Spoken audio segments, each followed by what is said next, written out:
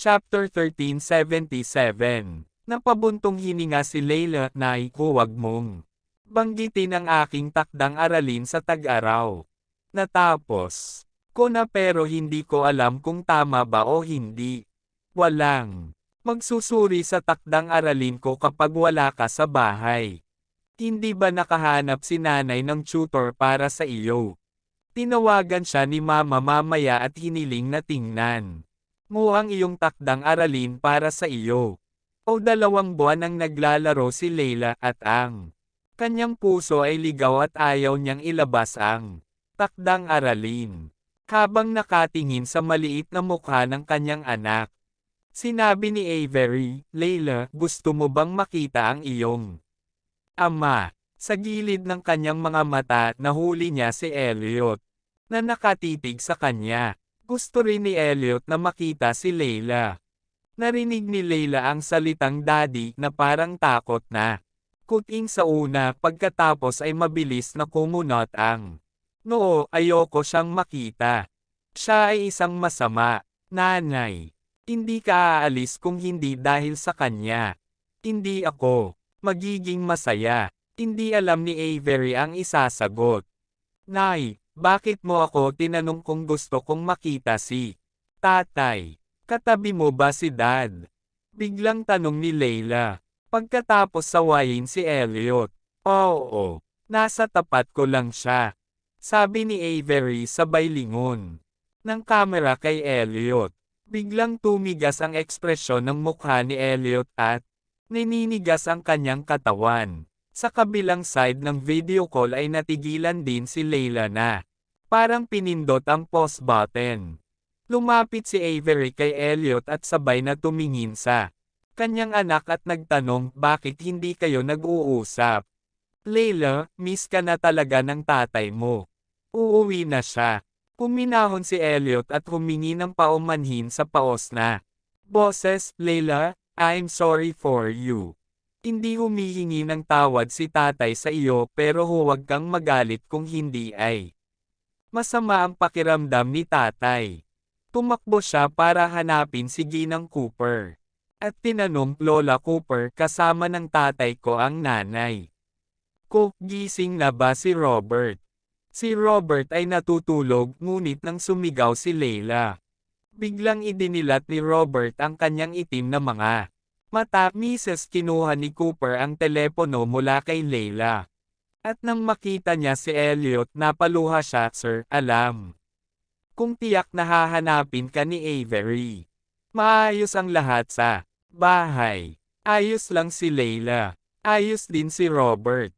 Magkasamang pumunta sina Hayden at Gwen sa Bridgedale. Tingnan mo si Robert, medyo tumaba siya. Niyakap ni Mrs. Cooper si Robert at sinabi kay Robert, Robert, tingnan mo si Daddy. Bilisan mo, tawagan mo si Daddy.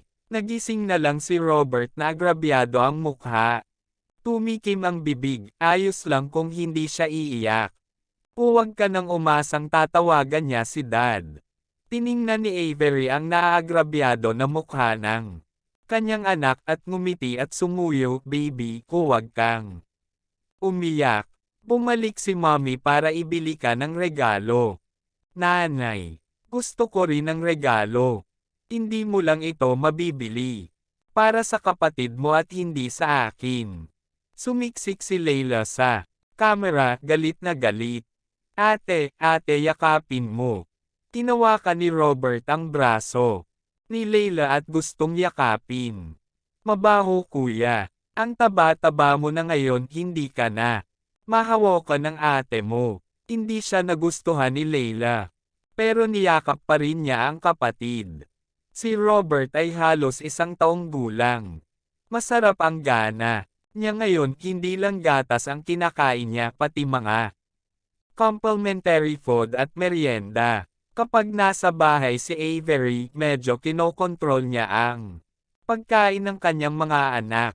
Ngayong wala siya sa bahay, ang gustong kainin ni Robert ay kadalasang ibibigay ni Mrs. Cooper.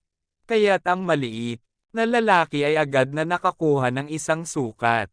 Natunaw ang puso ni Elliot nang tingnan niya ang mainit Nalarawan ng magkapatid. Itinulak ang pinto ng ward at bumalik si Xander dala ang kanyang checklist. Ipakita sa akin ang checklist. Lumayo si Avery kay Elliot. Lumapit kay Xander at kinuha ang checklist. May video call ka ba sa anak mo? Narinig ni Xander ang boses ng bata. Well, tumawag ang anak ko, sabi ni Avery na may maamong ngiti. Na-curious si Xander at gustong puntahan ang kanyang anak. Dahil dito, bago pa man niya maabot si Elliot ay naglalakad na si Elliot patungo sa balcony dala ang kanyang mobile phone. Pagkatapos niyang pumunta sa balcony, isinara niya ang pinto sa pagitan ng ward at ng balkonahe. Walang magawang umiling si Xander at bumalik kay Avery. Bakit nandito si Elliot? He is so blatantly with you. Kaya hindi siya natatakot sa sasabihin ni Kyrie. Hindi ba nasa ospital si Kyrie? Paliwanag ni Avery na ospital kasi si Kyrie kaya naman maingay siya. Sabi ni Xander, haha. I didn't expect Kyrie to fall but he made it work for you. Itinatago niya pa rin ang nararamdaman niya para sa iyo noon pero ngayon ay tinatago na niya. Walang itinatago. Chapter 1378. Kinuha ni Avery ang checklist, tiningnan ang mga resulta. At pagkatapos ay sumimangot, mukhang kailangang baguhin ang dati nating plano. Sabi ni Xander, oo. I was about to tell you this. Masyadong mabilis na lumala ang iyong kalagayan. Dapat kang mag-opera sa lalong madaling panahon. Tumingin si Avery sa balkonahe at sinulyapan ito. Pagkatapos ay itabi ang checklist, maghintay hanggang gabi. Sabi ni Xander, okay. Kumain ka na ba? Ani Avery, hindi pa. Pumunta ang bodyguard para bumili. Inilabas ni Xander ang kanyang mobile phone at sinabing, tatawag ako at hilingin sa kanya na magdala ng isa para sa akin. Naglakad si Avery patungo sa balkonahe, gustong marinig ang sasabihin ni Elliot at ng bata. Kakarating pa lang niya sa pinto ay biglang bumukas ang pinto. Nang matapos ang video call ni Elliot ay ibinalik nito sa kanya ang kanyang cellphone. Ano ang sinabi mo sa iyong anak na babae? Kinuha ni Avery ang phone at nagtanong. Bahagyang namula ang gwapong pisngi ni Elliot. Tanungin mo ang anak mo. Kailangan kong umakyat. Hindi ka ba makakapunta mamayang gabi? Nag-alinlangan si Avery at nagtanong. Medyo namula muli ang mukha ni Elliot, depende. Magpapadala ako ng mensahe sa iyo mamaya. Sige, pinaalis ni Avery si Elliot sa ward. Pagkaalis niya, bumalik siya sa hospital bed at umupo. Nagbiro si Xander, nagde-date kayong dalawa sa ospital. Wala pa akong nakitang pasyente na may ganoong kagandang mentality na gaya ninyo. Ito ay ganap na nagpapakita na nagtitiwala ako sa iyong mga kasanayan sa medikal. Sa tingin ko ay tiyak na mapapagaling mo ako. Kaya lang nasa mode akong makipag-date. Umupo si Xander sa upuan sa tabi niya at sinabing, seeing that the relationship between the two of you has improved, I'm really relieved for you. Malaki ang ibinayad mo sa kanya kung nagpumilit siyang manatili dito. Sobrang unfair sa'yo. Hindi patas o hindi patas. Kusa akong lumapit sa kanya. Kahit hindi ko siya mailigtas, hindi ko siya kamumuhian. Kinuha ni Avery ang bote ng tubig at humigop. Xander, bakit mo ako binigyan ng general anesthesia? Ito ay para lamang sa isang pagsusuri at kailangan kong magkaroon ng pangkalahatang kawalan ng pakiramdam sa panahon ng operasyon. Ang sobrang anesthesia ay hindi maganda sa katawan.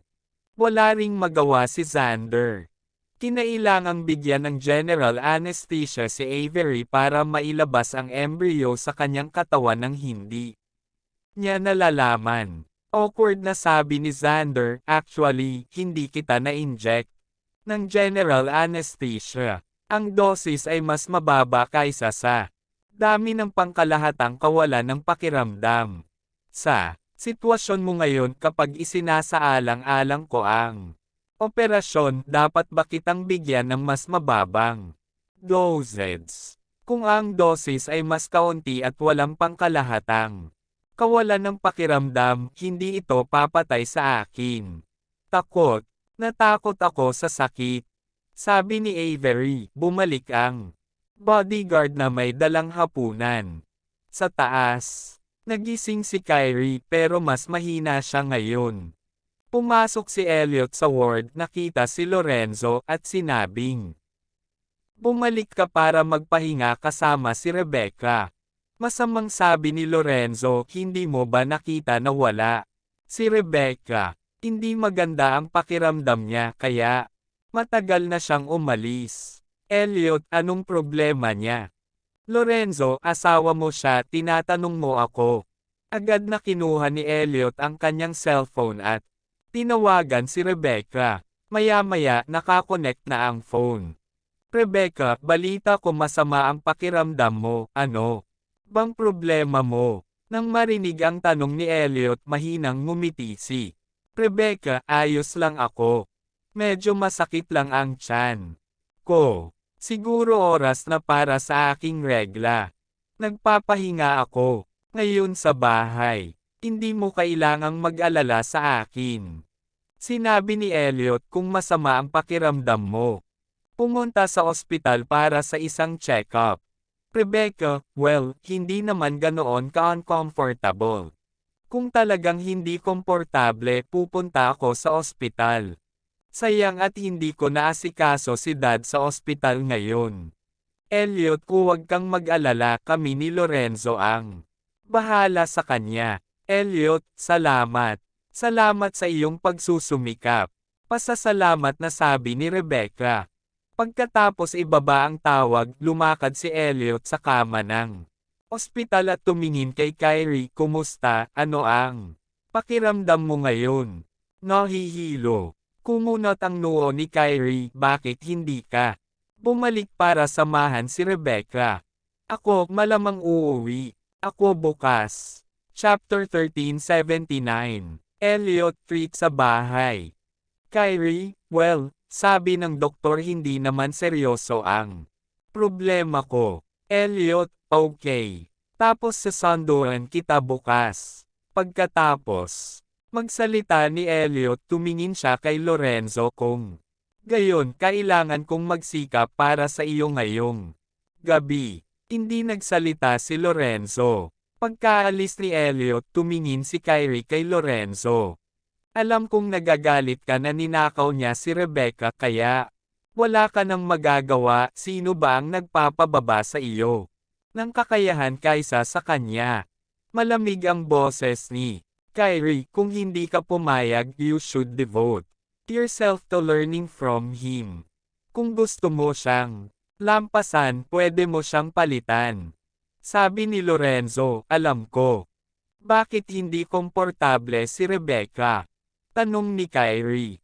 Sabi ni Lorenzo, hindi po sinabi sa akin ng detalyado ni Miss Jobin. Sinabi lang niya na hindi siya makakasama sa susunod na 2 araw. Kapag natapos na ang usapin, ipapaliwanag niya ito sa iyo sa lalong madaling panahon. Dapat may mga plano siya. Wala kang pakialam sa edad ni Rebecca, talagang hindi. Siya walang utak na babae. Bagamat mahina si Kyrie, kumikinang ang kanyang mga mata ng agila hanggat kayang unahin ni Rebecca ang interes ng pamilya Joban. Kaysa sa pagmamahal, wala akong pakialam sa pamilya Jobin. Takot ako. Kumunot ang noo ni Kyrie at sinabi kay Lorenzo. Nahulog na si Rebecca dito. Na in love na siya kay Elliot. Nag-message siya sa akin at sinabi sa akin, kailangang naroon ka paminsan-minsan. Kausapin mo siya at paalalahanan siya. Sinabi ni Lorenzo, okay, gagawin ko. Sa loob ng villa, tuwang-tuwa si Rebecca habang iniinom ang sopas na gawa ni Yaya. Ngayon, nagkaroon ng kaunting buhay sa kanyang tiyan. Bagamat ang munting buhay na ito ay maaaring hindi mabuhay ng maayos, mayroon pa ring pag-asa. Inubos ni Rebecca ang sabaw at nakipagkwentuhan sa Yaya. Hindi ko kayang ipaalam sa sino man na kay Avery. Ang batang ito. Ang bata ay nasa aking katawan ngayon. At siya ay aking anak. The Yaya gave her an idea, Miss, bakit hindi ka maghanap ng papatay kay Xander? Kapag nawala si Xander sa mundong ito ay hindi nasasabihin ang katotohanan. Kumunot ang noo ni Rebecca. Maganda ang impresyon niya kay Xander pero sa ngayon napakalaking hadlang talaga ni Xander. Kung sakaling magsabi ng totoo si Xander, ang bata sa kanyang tiyan ay aagawin ni Avery. Hindi dapat hayaan ni Rebecca na mangyari ito. Miss, ipaubaya mo na ito kay Lorenzo. Buntis ka na ng anak, alagaan mong mabuti ang iyong katawan at huwag kang mag-isip ng kung ano-ano, sabi ni Yaya. Tumango si Rebecca. Agad niyang kinuha ang telepono. At diniyol si Lorenzo. Neurosurgery Inpatient Unit Ward V03. Ang pagdating ni Elliot ay naging matalik nung umatras si Xander at ang mga bodyguard. Bakit ka nandito? Kakausapin na sana ni Avery si Xander tungkol sa plano ng paggamot, ngunit biglang pumasok si Elliot. Bukas na lalabas ng ospital si Kyrie. Iniling niya sa akin na bumalik para samahan si Rebecca. Umupo siya sa upuan sa tabi ng kama ng ospital. Mananatili ako sa iyo. At babalik ako mamaya. Bumalik ka para samahan si Rebecca. Sabi ni Avery at may selos din. Nakinig ka ba sa sinabi ko sa iyo noon? Saglit na nag-alinlangan si Elliot at ipinaliwanag. Masama ang pakiramdam ni Rebecca ngayon. Hindi rin maganda ang pakiramdam ko. Magpapa-opera ako bukas. Bukas, after Kyrie is discharged from the hospital, hindi ka na makakapunta sa ospital at hindi ka na makakarating sa akin. Si Avery ay hindi lamang hindi komportable, ngunit nakaramdam din ng hindi komportable. You stay with me tonight. Lamambat si Elliot pagkatapos ng iyong operasyon. Maglalaan ako ng oras upang makita ka. Avery, gusto kong samahan mo ako ngayong gabi. Elliot, okay. May operasyon ka bukas kaya samahan kita matulog. Naisip ito ni Elliot at nakipag-usap sa kanya. Bumangon si Avery sa kama at sinabing sa escort bed. Din ako matutulog. Hindi pa ako pasyente. Naligo ka na ba? Tanong ni Elliot. Avery, hindi. Ikaw naman. Umiling si Elliot at nagmungkahi, bakit hindi tayo pumunta sa hotel? Napakurap si Avery, okay. Chapter 1380. Nagpalit si Avery ng damit sa ospital, nagsuot ng maskara.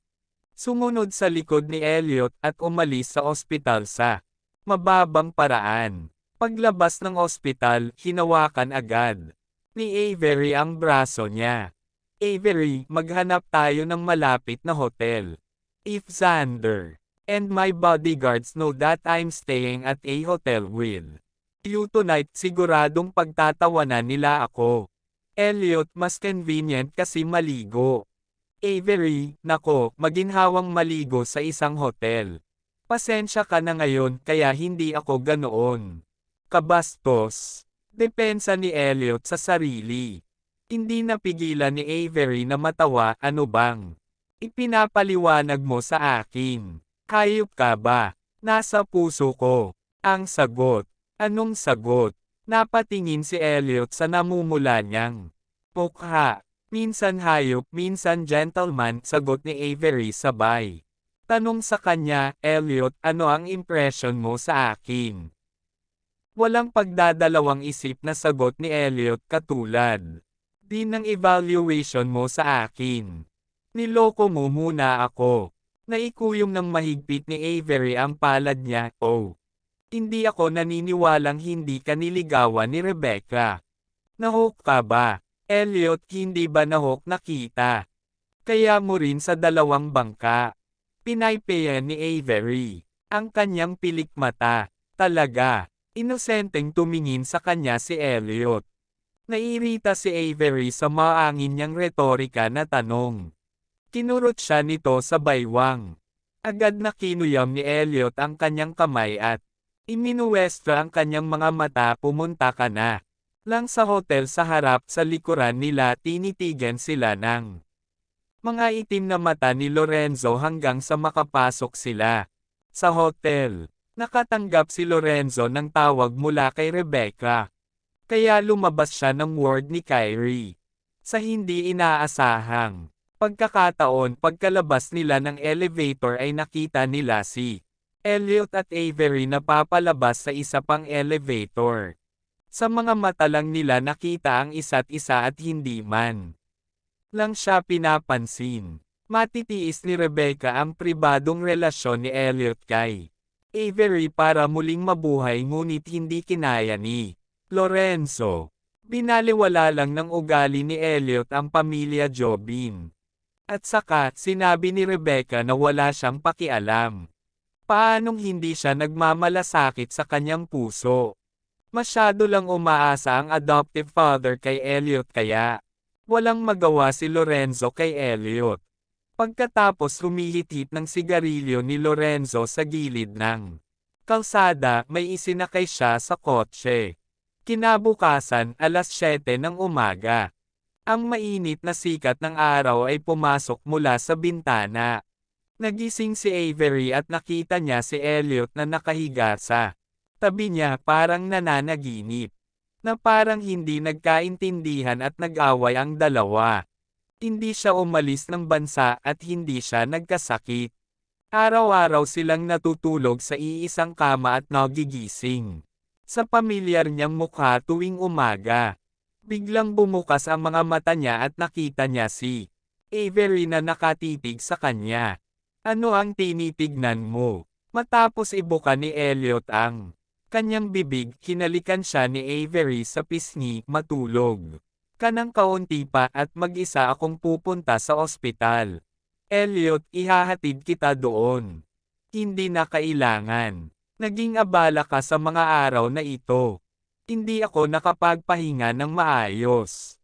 Pagkatapos ng operasyon ko, makikita mo ulit ako, sabi ni Avery at umayos ng upo. Magkita tayo sa gabi. Tumingin si Elliot sa likod niya at sinabing, "Thanks for watching."